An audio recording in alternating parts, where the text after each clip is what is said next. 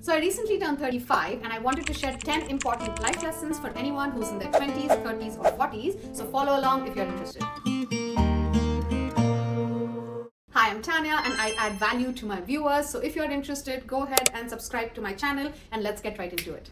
Now, the first and the most important life lesson that I've learned is that you are not in a rat race. I know it sounds simple, I know it sounds easy, but more often than not, it gets very, very easy for anyone to fall into this pit and feel like you are in a rat race and that you need to get ahead of someone, and that if you do not go ahead and do X, Y, and Z, then you will fall behind. Everyone I talk to, no matter what age group they're in, they're always comparing themselves to someone else. Whether it is about finding a house, whether it is getting a baby, whether it is getting themselves a pet. Remember that the only person you should be competing with is yourself. Are you a better version of yourself versus yesterday? Are you doing something to learn something new? If you are competing with yourself, that's great, because then you are actually trying to improve your own personality, your own self on a day-to-day basis. But if you are trying to compare yourself to someone else out there, someone else on social media, then you're basically putting yourself in a rabbit hole and it is not going to help you in any way. Number 2, your partner is a part of your world and not your entire world. Think of it like this. If you are planet Earth, then is your partner your sun or your moon? That's great. But then what about the other planets in the solar system? Try to think of your blocks, whether it is your work, whether it is your friends, whether it's your family, as different planets in your universe. It's important to nurture each one of your relationships, each one of your blocks, and actually ensure that your universe is filled with multiple things in it. You can decide what that means for you. It could be work, it could be travel, it could be pets, it could be family, it could be friends, it could be whatever you want it to be. But make sure that you're actually finding time for these things, for these people outside of your relationship with your partner.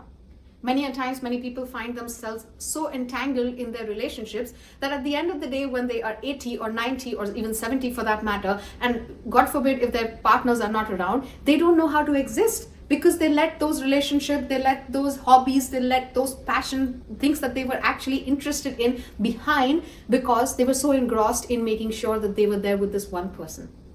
You've lived your life till the time you met your partner with so many different people. Not all of them have to be important, but make sure that you actually give time to the relationships that you've known before your partner came along.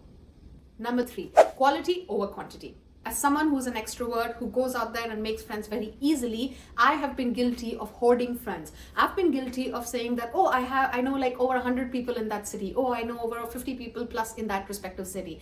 That's great when you are younger, when you are able to kind of, mingle with everyone and you're able to give your time and energy to everyone. But remember, as you grow older, you need to realize that your time and energy is limited in quantity and you need to give it to people who matter. Learn how to differentiate between good weather friends and friends for all weather. The best way to do this is to classify your friends or your family or whoever it is that you're close to in different buckets. I like to classify my friends in 3 different buckets. My first bucket are people who are very, very, very close to me. People who I speak to on a day-to-day basis. These are usually not more than 4 to 5 in number. And these are people who know everything about me. These are people who will know what I had for breakfast, people who would know what I'm doing later today, people who will actually care and be happy about every single win that I have, or be sad when I actually fall down. The second bucket of friends are friends who are important but might not be in touch with you on a day-to-day basis. These people will know what your life is all about. These people will care about your wins, your losses, but they might not know what's happening on a day-to-day basis, and that's okay. These are people you want to have at your key events, whether it's your baby shower, whether it's your birthday, whether it's your anniversary, whether it is something else. And these are people that you want to see on a weekend to weekend basis or once a month basis, people who are actually close to you. And the third bucket are people who are your friends, but they don't need to know every single detail of your life, and they definitely will not be there for you in the worst case scenario. Sometimes it's okay to have such friends. You will need friends from all walks of life. You will meet people who were once upon a time your bucket number 2 but moved to bucket number 3 or whatever it might be. But it's important for you to understand that you need to keep moving these buckets. You need to make sure that every now and then, I would say every 1 year or 2 years, have a look at what your bucket looks like. Make sure that the people who are, in your respective 1 and 2 buckets are people who are actually showing up regardless of the situation you're in. Whether you're rich, whether you're poor, whether you're happy, whether you're sad, these are people that you will actually end up counting on. And the rest of the people, they're good to have, they're good friendships to maintain, but make sure that you know the difference. Number 4, every 1 month or every 3 months, make sure that you are upskilling and make sure that you are networking with new people in your professional group. Whether you're a doctor, whether you're a lawyer, whether you're an adtech, whether you're in some other field, it's important for you to remember that whatever skill sets you have, whatever skill sets got you to wherever it is that you are in life right now, you will need to upskill at some point to jump and to go to that next level. There are various tools, there are various free courses out there that can help you upskill. Let me know if you need some support with it in the comment section. And while it's important to upskill, it's also important to network.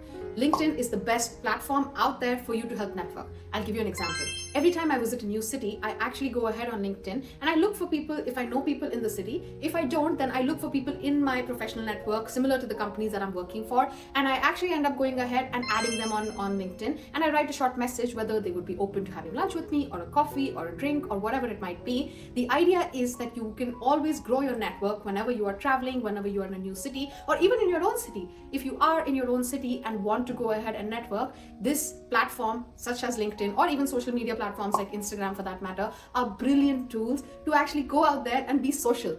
It's funny because social media is called social, but we all end up doom scrolling. It's important that sometimes you actually get out of your screen and go out there and network with people so that you can build a professional workspace for yourself so that later on, if you want to go and jump into a new company, you more often than not have connections in that company. It'll take you a long way. It's number 5, invest in financial literacy. As someone who started investing in my early 30s, I wish that someone would have taught me investing and how to keep my money in certain funds early in my 20s. Now, I'm not talking about investing every single penny that you have. No, after all, we're here to have fun. We're here to actually live our lives. I'm talking about whatever's left of it. I'm talking about understanding where your money is going and actually utilizing it in the right way and making it work for you. On average, I would suggest that you keep around 20 to 30% of your overall salary as a part of your savings. Now, based on the money that you've kept aside on a monthly basis, you can actually create 3 different buckets. I know 3 different buckets again, but hear me out. The first bucket is your emergency fund. This is money that you will need if you lose your job, if there's a family emergency, if there's a medical emergency for which you might need to tap into this money. It's super easy to calculate. It's amount of money that you need on a monthly basis for your rent, for your groceries, for basic items. It does not include your luxury items. It does not include travel. It really includes your basic necessities. Let's say your basic expenses are 1,000 euros. Then in this case, you will need 3,000 to 6,000 euros, so 3 to 6 months worth of fund saved up in your emergency fund. For someone who's super conservative, you can go up to 12 months, but that's the maximum amount of money that you need in the first bucket. If you have access to a debt-based fund that gives you a 7 to 10% average, you can put this money in that fund, but more often than not, people end up keeping this in their savings bank account. The second bucket is your hybrid bucket, which is a mix of your debt and equity-based bonds. This is money that you might need in your next 3 to 5 years of life. You're planning to buy a house, you're planning to buy yourself a new car, you're planning to get XYZ in your life. Go ahead and invest this money for the next 3 to 5 years, knowing that you will not need it anytime soon, but you might need it and you will tap into it in the next 3 to 5 years. This fund and this bucket should give you a return on an average of around 10 to 12%, possibly more if you can, but minimum of 10 to 12%. And your third bucket, this is where you actually make money, should be most amount of the money that you actually keep aside for the next 5+ years. This is money for your retirement. This is money for your kids' education, your kids' marriage, whatever it is that you are planning for. Now, if you don't understand these terms, please Google them, watch videos on it, because there are people much more educated than me who can explain it. But it's important for you to know the difference between debt and equity. I cannot stress this enough that just keeping money in your bank account and not investing it is actually leading you to devaluation of your money. And you might find yourself that today something costs $100 and you had those $100, but tomorrow the same item costs 107 and now you don't have that extra 7 euros to pay for it. Number 6, health is everything. Now, this sounds super boring, and more often than not, people are not used to moving their bodies. And I will tell you that I have been one of those people. Guilty, I know. Hello. But find something that actually makes you happy. I started working out about 7 to 8 years ago, and I started with something as basic as dancing. I love dancing. So I used to go out there and I used to dance like 2 times a week. Then I realized, okay, I need to do something else in my life to make sure that I'm actually gaining strength, I'm actually gaining muscle. So I started doing different activities. Whether it's Pilates, whether it's yoga, whether it's going to the gym, whether it's going running, whatever it is, find your jam. Make sure that you're actually incorporating some sort of strength training in your daily routine and sticking to it. Aim for somewhere between 3 to 4 times a week that you end up going to the gym or end up going to this activity. If possible, 5 times would be great. And if you can hit that 6 days a week mark, you're golden. Number 7, your mental health is very important. You don't know how expensive it can be until you actually lose it. I like to create an invisible aura around me in my head. I call it the peace circle. Let me explain the peace circle theory. It's like a transparent shield around me. I know, you can't see it, but in my head, I can see it. So when someone is trying to violate my mental peace or boundaries in whatever ways by doing things that do not make me happy, I know how to make them stop. Now, how do you make sure that people don't violate this boundary? And how do you make sure that they actually stop outside of this boundary? To do this, you need to define your own pillars. I normally have around 5 pillars that nobody can violate. It can be something as basic as nobody can speak to me rudely, or nobody can reach out to me beyond a certain time or at a certain hour because it simply doesn't suit me, or whatever it is that makes you happy. I'm just giving you some examples, but it's important to understand that these are 4 or 5 pillars that nobody can violate. It can't be violated by your partner, your parents, your in-laws, your friends, whoever it is in your circle. It's very important for you to know what your boundaries are, what your pillars are, and then and only then can you ask other people to stick to it. Number 8, do one thing for yourself weekly. Daily, if possible. If you can, then you are already in a great place. But if you can't, then make sure that you're doing something yourself at least once a week. You owe it to yourself. Whether it's painting, whether it is dancing, whether it's singing, whether it is going to your favorite cafe, whether it's taking yourself out for brunch, make sure that you do not wait or hold on and stay back just because someone else doesn't want to do it, just because someone else is not giving you company. It's important to know how to do things by yourself, alone, in your own company, even if the world doesn't want to do it, even if it doesn't make sense to the world. By making sure that you do something for yourself daily, you will not realize, but your inner child, your inner self, your younger self, whatever you want to call it, will be so happy. When was the last time you took yourself out on a date? Make sure that you are leading a life that is fulfilling in its own way. It doesn't have to make sense to other people, it only has to make sense to you. Number 9, don't be afraid to reinvent yourself. As someone who's 35, I am a content creator now. I have worked all my life in ad tech. I'm the VP in the company that I'm working for. And I realized while I love my job and I'm very grateful for it, it is not satiating the creative side of me. So I started content creation.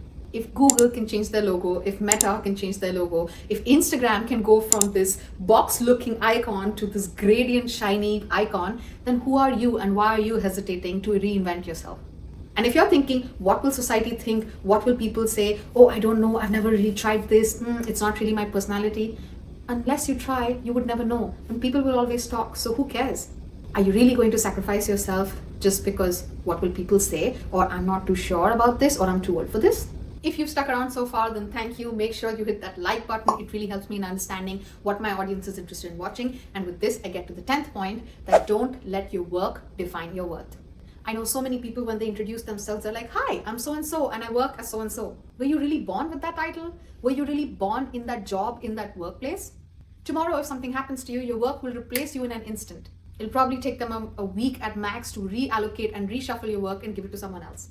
So go out there, make time for yourself, make time for your friends, make time for things that make you happy, make time for your partner if that makes you happy, but make sure that you're actually doing yourself a favor by getting outside of your office, by closing that laptop shut on a Friday till Monday at least, and make sure that you're taking time out for yourself on a daily basis.